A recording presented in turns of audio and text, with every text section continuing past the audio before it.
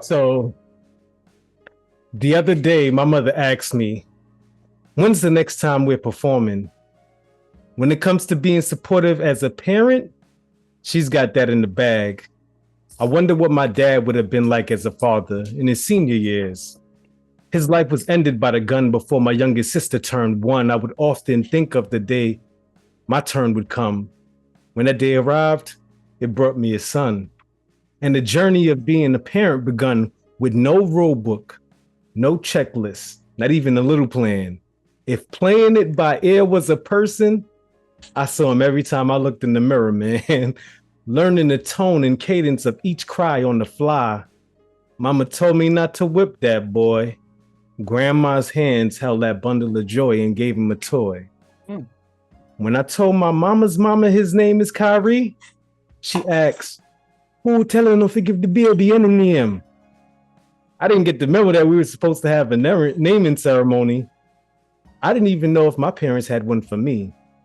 I'll do my best to remember to pass the ritual on to my son when he's a parent to be.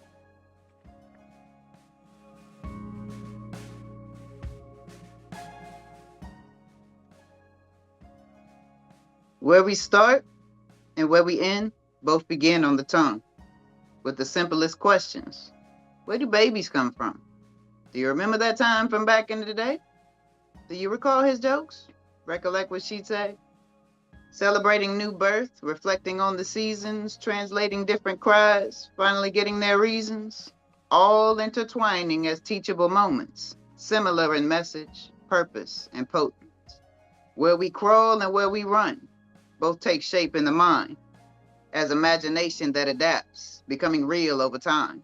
From wobbling steps to sturdy glides that evolve to repeat how they began their strides. If you pay close attention, you'll notice that ascension requires being humbled by each life transition. Demands that you learn throughout your journey, assigns you to teach from what you're learning. Where we see or are blinded, both appear through the ears, from actively listening or refusing to hear, disabled by the crippling of a mind that wouldn't open, or armored by the clarity, thought-provoking, expansions considered, accepted, and debated, embracing existence as constantly changing, agreeing peace and love overrule hate and judgment, rejecting projection, rising above it, or succumbing from it because of the weight of fear, uncertainties, and resistance to change.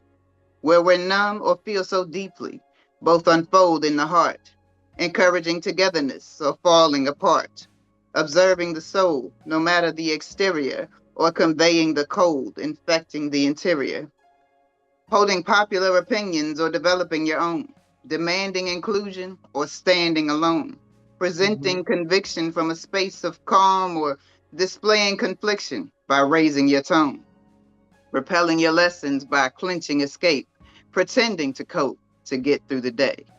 Not getting that vices don't keep them at bay. They'll show up to school you either way. Jumping headfirst into wisdom gain, leave less room for strain and residual pain, leading to patterns reaching their end instead of needing to face them again. Where we start and where we end doesn't really make sense. There's no real ending. We're born to transcend, brought into this world to see the beauty of life through the view beyond sight, revealing darkness is light. Understanding that silence is where honesty lies. True vision appears when you close your eyes. Intuition supersedes the validity of fact. Influence can impair or improve how we act. Knowledge bears fruit where education lends to rot. Motion without focus creates the need to never stop and smell the roses from the blooms of future past and present moments, configured by the souls that contribute each component. Equally open and blatant with candor, fragile and strong before aging and after. From the mouth of babes or the lips of an elder is the magic of pathways that lead to forever. What we do and who we are build upon the collective. The infant and the senior share the same reflection. Where we started and where we end leaves no room to break free. Where we go and where we come from makes more sense to me.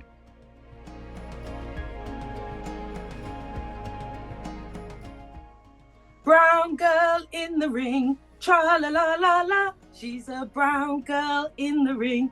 Tra-la-la-la-la-la. Brown girl in the ring. Tra-la-la-la-la. She looks like a sugar in a plum. Plum, plum.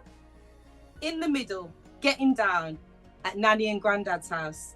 The crowd, Roger, Diane, Lorna, Taff, Mum, Celia, Nanny. Who else? Nanny grew cabbages. Grandad played dominoes. Nanny made us pajamas. Grandad too made clothes. A suit for the boys, draped in a tape measure, while Nanny served ice cream from her job and whatever baked goods she could muster. We shelled peas at Douglas Road. Next door lived my now best friend. Years on we bond to realise all along we were connected. Uncle Seymour lived on Douglas Road too. Mum did before, and two brothers from school. Steve was around the corner, Alexander Road. Those were the days of the village, Acott's Green mode. When I couldn't go to town without seeing my nan, or going to the village and my dad drive past. Instructor of vehicles, he was always on the road. Me, I was mostly at home. Or at Nanny and Grandad's with Mum and Celia. Sometimes at Seymour's with Gwen and their girls. A word of prayer, Sister Kelly would say. We close our eyes, well, pretend to anyway, giggling at the old school, old folk, old rules. Bajan ways permeated in the food, the music, the bass, the heart, the soul, the grace. Only now I can say how grateful I am learning of Windrush waves. Kookaburra sits on the telephone wire, jumping up and down with his bum on fire. Laugh, Kookaburra laugh, Kookaburra gay, your life must be. That was Windrush waves. Come over here, baby. Sit down. You're moving too fast and missing half the story. Now, I done watched the world spin more times than I can count. And if there's one thing I know, it don't wait for nobody and it don't owe you nothing. But I'll tell you what it will do. It'll test you over and over again to see if you remember who you are when folks don't treat you right. So let me give you some truths my mama gave me. Straight up, no chaser. First, love on your own self before you go handing pieces of you to somebody who ain't even holding their own. Because some folks will love you when you're shining, but they won't stick around when it's time to polish. And baby, let me make this clear. Pretty is fine, but it's your peace that'll keep you. You hear me? You can fix your face all you want, but if your spirit heavy and your feet tired from chasing folks who don't see you, you ain't gonna feel beautiful no matter how good your hair lay. Now don't go thinking hard work is a punishment, baby. It's a privilege. Ain't nothing wrong with working hard for what you want. Just don't forget to live. No one to rest, no one to pray, no one to laugh until you gotta hold on to your side. But also no one to walk away if it ain't helping you grow, baby. Now your mama, Lord, I loved her. But I raised her in a different time. Back then, discipline was love and softness was a luxury we could not afford. But you get my gentler hands. It's still strong, baby, don't get it twisted. But I'm wiser, I'm more patient, I'm softer with the truth. So, when I tell you you're enough, know I mean it with everything in me. You ain't gotta prove a damn thing to be worth something. Just stand tall. Hold on to your own heart gently and keep moving. Then if you forget all of that, baby, just come back to me again and we'll rock in this shit till the world slows down. That's it. Had to sit with it a minute, search, thinking, how do I begin this verse? Life's the one thing don't nobody want to finish first. It's a different hurts. Your frequency still on earth, and death is really just a new birth to a higher plane. Knowledge I've obtained from the wisdom you've imparted. Now that you departed, them Jews hitting the hardest. You was right on target with all of it. Wish that we could talk a bit, just to let you know how fortunate I am. I cannot forget. You taught me manners and respect, and how to set a table. We had Mama B, no Aesop's fable. Close my eyes, sometimes I still see you. Can't touch you, but Mama, we still feel you. Wrote this letter to tell you that we miss you. Mama B, we really miss you. That's just a piece of it, but that's going to be put out on the memorial of Mama B's passing. As with Dick Whittington, they thought the streets with gold were paved. UK citizens, they believed, welcoming arms, ready to receive. Invited, delighted for opportunity to build. On a boat or a plane, they packed their grips to leave. No dogs, no Irish, and most certainly no blacks. Met with aggression and chants of, go back! Limited options, literally no jobs. Faking an accent with the prayer of some luck. Shut out of options, council housing only.